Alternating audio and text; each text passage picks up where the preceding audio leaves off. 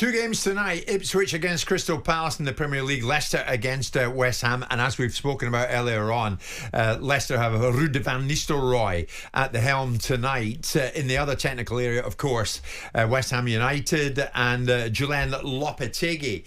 Here's the thing though, what kind of West Ham is going to pitch up when they play at Leicester tonight? Because we saw the West Ham that beat Newcastle at Newcastle the other week. And then we saw the West Ham at the weekend losing at home to Arsenal. In fact, they were 5-2 down, which was the eventual scoreline, but they were 5-2 down at half-time. Julen Lopetegui is still trying to get his head around that. The last match was the past. In the same way that Newcastle was the past before Arsenal, football is like this. We show that we were disappointed with the match, with the score, above all with the first half. I think that we also I talk about the fact that this match, that's why I put the focus in the next challenge, because it's going to be an oath important and an oath to stay talking or thinking about the past. So we have to be ready in the next challenge. I mean, I think there are two ownerships tonight, are there not, Simon? Patience versus pivot. So Mr. Sullivan at West Ham is demonstrating a degree of patience because he's going with Lopetegui, isn't he? But Leicester decided to pivot. In the end, you've got to hope that your hunch is right and that the decision you make is right. Of course. Otherwise, presumably as an owner, you did both. Well, you don't make a decision to make it worse, do you?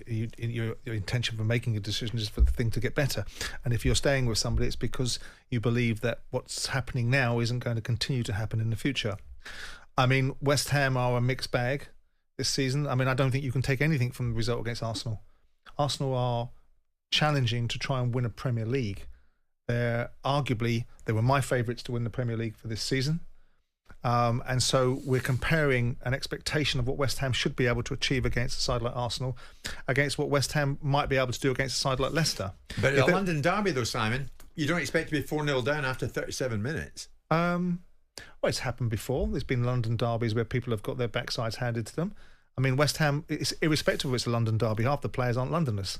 The fans are, and the manager isn't. So Arsenal are a far better team than West Ham. And so on paper, they're going to put West Ham to the sword. Are they a far better team than Newcastle? Yeah. That's why Arsenal are challenging for the Premier League and Newcastle... No, West Ham a far better team than Newcastle. But games are not made on... You don't judge a team by one performance, do you? So West Ham aren't above Newcastle in the league. They got a good result at Newcastle.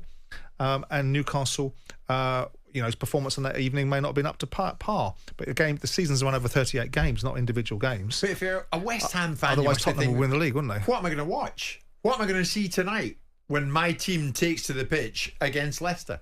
What am I going to see? Well, you're going to see a side that should be able to beat Leicester because they're a more established Premier League side with arguably a better squad.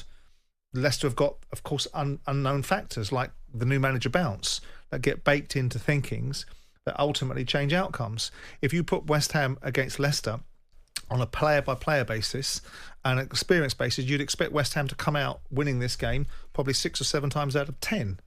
But in this instance, Leicester have got an unknown factor, which is the new manager, and it brings a different equation to it. I mean, West Ham, where would people expect them to be? Better than 14th, I suspect, because they've done better than 14th recently with a manager that they didn't want. So I don't know what it tells you. They've got a manager that's supposedly leading a new revolution and supposedly is a manager that's going to bring a style of play that West Ham fans like. I'm not entirely sure where they've got that idea from, because if you look at the versions of the teams that he's managed before, they haven't been this all-encompassing, romantic, to use a Ruud van Nistelrooy ism, full throttle attacking team. Yeah. But West Ham are okay. They're okay. For a team that's getting 60,000 fans, they should be perhaps doing better. For a team that's spending more money than they've spent previously, they should perhaps be doing better. But again, with 13 games into a season, Lopetegui is finding his feet, finding his way round, and I suspect you'll probably find that West Ham will go upwards up the table rather than downwards. Well, we'll see. West Ham United, with David Moyes long gone, against Leicester, with Steve Cooper more recently gone. So it's Van Nistelrooy's Leicester against Lopetegui's West Ham. We'll see who comes out on top. Anybody's guess. Jim White and Simon Jordan. Monday to Friday mornings from 10 on AM, on DAB, via the talkSPORT app and on your smart speaker. talkSPORT.